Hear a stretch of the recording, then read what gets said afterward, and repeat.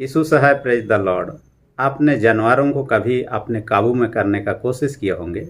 बड़े जानवर को काबू करना मुश्किल है, परंतु वो छोटा बच्चा हो तो आसानी से हम काबू कर लेते हैं, क्योंकि वो छोटा है, उसमें उतना ताकत नहीं होता। लेकिन वही बड़ा हो जाने के बाद हम उनको काबू नहीं कर पाते। हमारे जीवन में संघर्ष या कॉन्फ्लिक्ट या लड़ाई झगड़ा जो है शुरुआती दौर में छोटा रूप है, उसे कंट्रोल करना, उसको समाधान करना इजी हो जाता है, सहज हो जाता है। परंतु वो बड़ा रूप धारण कर लेता है। वो पशु के समान जो जिसे हम काबू नहीं कर सकते हैं, उस हालत हो जाती है। इसलिए मनुष्य का जीवन तो ऐसे ही स्वाभाविक रूप से संघर्ष, झगड़े, मनमुटाव और विवाद से जुड़ा हुआ ही है। परंतु जब भी ऐसा परिस्थिति आती है, जितना जल्दी हो सके समाधान करना अच्छा है, नहीं तो ये हमारे जीवन को पूर्ण रूप से प्रभावित कर सकता है और हमारे जीवन को नरकमय बना सकता है। इसलिए यीशु मसीह दुनिया में आया शांति का दूत बन के। यशायाह 9 उसका 6 में कहता है, शांति का राजकुमार होकर इस दुनिया में जन्म लिया, ताकि लोगों के बीच में, ये पहला तो है ईश्वर के साथ में। देखिए, हमारा संबंध बिगड़ गया। ईश्वर के विरोध में आदम हवा ने विद्रोह कर दिया, काम किया। यही चीज़ ईश्वर के साथ संबंध बिगड़ जाता है और मेल मिलाप करने यीशु मसीह को आना पड़ता है। ना केवल ईश्वर के साथ, हमारा आपसी एक दूसरे के साथ भी संबंध बिगड़ने लगा है। इसलिए जो कोई भी ऐसे बिगड़े हुए संबंध को जोड़ने का काम करता है, मेल मिलाप का काम करता है, वो परमेश्वर का बेटा बेटी कहलाता है। मत्ती 5 उसका 9 पद के अनुसार कहता है। इसलिए आइए हम इस कॉन्फ्लिक्ट के बारे में चर्चा करेंगे। हम कॉन्फ्लिक्ट के बारे में या संघर्ष झगड़ा के बारे में चर्चा करते हैं। वो एक विद्वान के अनुसार 3 प्रकार का कहता है। पहला जो कहता है टास्क कॉन्फ्लिक्ट कहता है, और ये काम से जुड़ा हुआ संघर्ष है या झगड़ा है, और ये एक दूसरे के साथ हमारा मन मुटाव होना या एक विचार ना आना, जिनके कारण से कॉन्फ्लिक्ट या संघर्ष हो सकते हैं। दूसरा वो कहता है कि हमारा रिलेशनशिप, और ये एक दूसरे के साथ जो संबंध है, उस संबंध को बिगाड़ने वाला झगड़ा कहता है। और संबंध जब दूसरे के साथ कहते हैं, जितने लोगों के साथ हमारा संबंध है, उसको 3 श्रेणी में, कैटेगरी में हम रख सकते हैं। और उसमें तो पहला जो है कैटेगरी है, कहता है द फैटिग स्टेज कहता है। हम कई लोगों को जानते हैं, लेकिन बहुत अच्छी तरह से नहीं जानते हैं। कुछ लोगों के साथ सिर्फ हमारा hi, hello, good morning, good evening इत्यादि इतना सा ही चलता है। इनको ये प्राइमरी लेवल का स्टेज में रह सकते हैं, उनके साथ संबंध ज़्यादा गहरा नहीं है। दूसरा कहता है पर्सनल स्टेज। उन लोगों के साथ में है जिनके साथ में अपना सुख दुख हम बांटते हैं, जिनके साथ में हम एक दूसरे के साथ एक दूसरे के बारे में जानते हैं, परिवार के बारे में, उनके स्वास्थ्य के बारे में, उनके बिजनेस के बारे में, वो क्या करते हैं इत्यादि के बारे में। यानी काफ़ी सारे पर्सनल बातें एक दूसरे से शेयर करते हैं, आदान प्रदान करते हैं। तीसरा स्टेज जो कहता है द इंटीमेट स्टेज, और ये स्टेज वैसा है जैसे कि एक पति पत्नी के बीच का संबंध हो, या एक छोटा बच्चा या बच्ची का अपने माँ के संबंध हो, जिनको हक करना, गले लगाना, चूमना, ये कॉमन सी बात है। ऐसे संबंधों को हम इस श्रेणी में रख सकते हैं। हम देखें टास्क कॉन्फ्लिक्ट, दूसरा इंटरपर्सनल या तो रिलेशनशिप कॉन्फ्लिक्ट देखें। तीसरा में कहता है वैल्यू कॉन्फ्लिक्ट, यानी कि मूल्य संघर्ष। ऐसे चीज़ों को हम इसमें शामिल कर सकते हैं, जैसे धर्म से जुड़ा हुआ बातें, राजनीति से जुड़ा हुआ बातें, या तो फिर नैतिकता से जुड़ा हुआ बातें, जिनके कारण से संघर्ष उत्पन्न होती है। दूसरे लेवल में हम देखते हैं क्या कारण है जिनके कारण से झगड़ा या संघर्ष उत्पन्न होता है। और एक महत्वपूर्ण जो विशेष है, वो तो कहता है हमारा दूसरे के साथ में विचारों में तालमेल ना होना।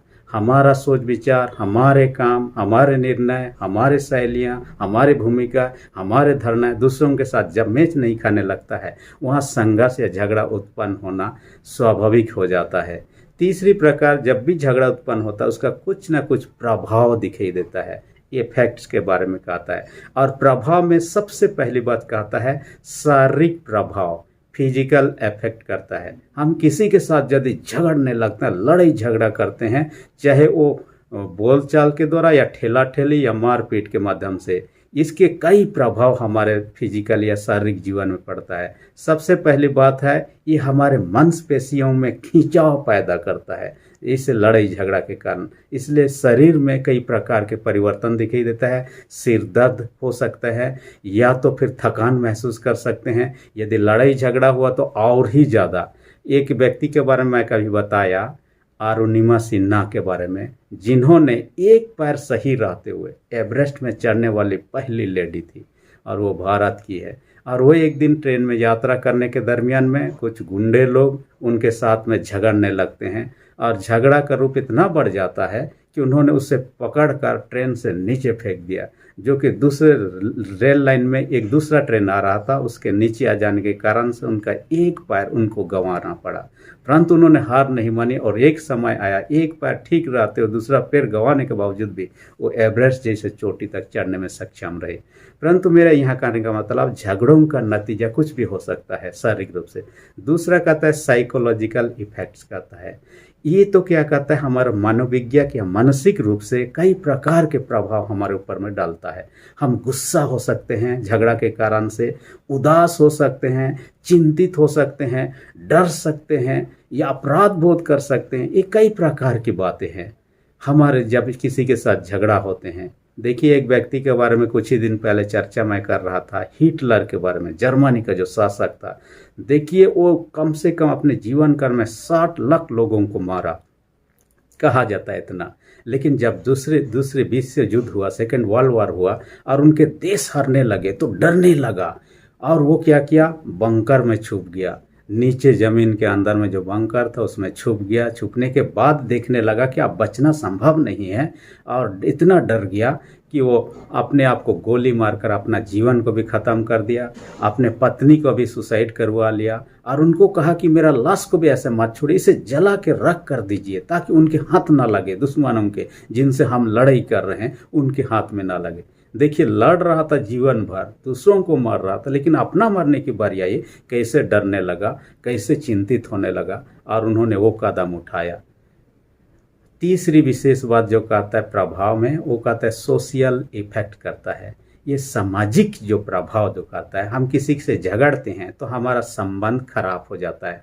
पहले जैसे हो सकता है बोलचाल ना हो, पहले जैसे बातचीत ना हो सकता है कई लोग तो काफ़ी दिन तक उसको रखे रहते हैं और एक दूसरे से नाता रिश्ता भी तोड़ देते हैं। इस प्रकार की बातों को हम इस बात से उदाहरण के रूप में समझ सकते हैं। हमारा भारत जो हमारे पड़ोसी कई देश हैं जिनके साथ में पिछले दिनों में युद्ध भी हो चुका है, जैसे पाकिस्तान के साथ में, चाइना के साथ में, इनके साथ युद्ध भी हो चुका है, लड़ाई भी हो चुका है, जिनके बाद में उनके साथ संबंध थोड़ा सा उतना मधुर नहीं रहा जैसा होना चाहिए। तो ये चीज़ है, सामाजिक रूप से भी हमारे एक दूसरे के साथ संबंध बिगाड़ने लगता है। चौथी विशेष बात करता है स्पिरिचुअल इफेक्ट, आध्यात्मिक रूप से हम पर प्रभाव पड़ने लगता है।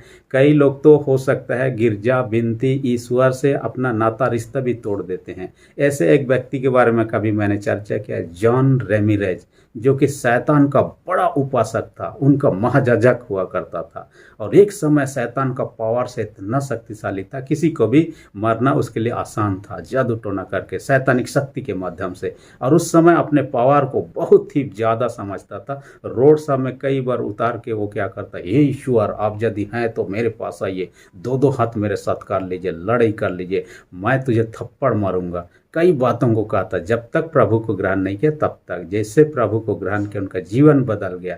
जो शैतान का याजक था वो परमेश्वर का सेवक बन गया, अब भी परमेश्वर का सेवा में लगा हुआ है। हम चौथी बात जो चर्चा करेंगे वो तो कहता है इसका समाधान क्या हो सकता है। एक विद्वान के अनुसार में कहता है कि ये 5 शैली जो है, 5 स्टाइल जो कहता है ये समाधान करने का, झगड़ा का, उसमें सबसे पहली बात जो कहता है विन लूज स्टाइल कहता है। इसका मतलब जीत हार शैली कहता है। और जीत हार शैली कैसे, हम किसी के साथ झगड़ते हैं, आप जीते या मैं जीतूं, जो होगा देखा जाएगा, इस प्रकार की शैली को विन लूज स्टाइल, इसे कॉम्पेटिंग स्टाइल भी कहा जाता है। और इसके द्वारा से एक व्यक्ति जीतता है, दूसरा हार जाता है। इसके द्वारा से क्या होने लगा, जो हार जाता है उनके साथ हमेशा के लिए संबंध खराब हो सकते हैं। ये जीत हार शैली सही उपाय नहीं कह सकते हैं, ये रिश्तों को खराब कर। दूसरा जिसके बारे में कहता है एवॉइडिंग स्टाइल या विड्रोवल स्टाइल कहता है। इसके तहत में यदि दूसरा व्यक्ति आपसे झगड़ना चाह रहा है, आपके साथ में संघर्ष करना चाह रहा है, लड़ाई झगड़ा करने का मूड में है, तो आप क्या करेंगे, उस संघर्ष से, लड़ाई से दूर हट जाना, अपने आप को पीछे हट जाना, ताकि वो लड़ाई झगड़ा में ही क्यों ना पड़े। तब ये समाधान का एक उपाय हो सकता है। हो सकता है उस समय के लिए समाधान हो गया और लड़ाई झगड़ा नहीं हुआ, परंतु हो सकता है प्रॉब्लम कुछ होगा तो आने वाला समय भी निकल सकता है। इसलिए सबसे बेहतर तरीका तो नहीं कह सकते हैं, परंतु उस समय थोड़े समय के लिए झगड़ा को टलने का एक उपाय है। तीसरी प्रकार जो कहता है एकोमोडेटिंग स्टाइल कहता है, और ये कहता है अनुकूल शैली जो है कहता है। इसके तहत में क्या है, दूसरा व्यक्ति आपके साथ झगड़ रहा है तो उनको खुश करने के खातिर हो सकता है आपको नुकसान उठाना पड़े, कुछ चीज़ों को आप उनके हिसाब से मान लीजिए, बात को मान ले, या उनको जो देना है दे देना है। इसके द्वारा से एक व्यक्ति का तो लाभ होता है, जो व्यक्ति आपके साथ में है झगड़ रहा है, लेकिन आप नुकसान उठा रहे हैं। ये सही तरीका तो नहीं हो सकता है, परंतु ये हमारा रिश्तों को बनाए रखने के लिए काम में आ सकता है, और ये भी एक तरीका है। चौथा जो कहता है कॉम्प्रोमाइज़। कॉम्प्रोमाइज स्टाइल जो होता है ये टेम्पररी है, परमानेंट सॉल्यूशन नहीं हो सकता है, क्योंकि इसके द्वारा से हम ऐसे चीज़ों में कॉम्प्रोमाइज करते हैं। आपने ये किया है, इसको भर दीजिए, वो किए हैं आप ये कर दीजिए। इसमें कोई मीडिएटर भी हो सकते हैं, तो इसके द्वारा से पूर्ण रूप से मेल मिलाप की बातें तो नहीं, परंतु उस समय झगड़ा को शांत करने के लिए कुछ क्षण के लिए हम कॉम्प्रोमाइज कर लेते हैं, लेकिन ये परमानेंट सॉल्यूशन दिखता नहीं है, परंतु झगड़ा तो उस समय टल ही जाता है।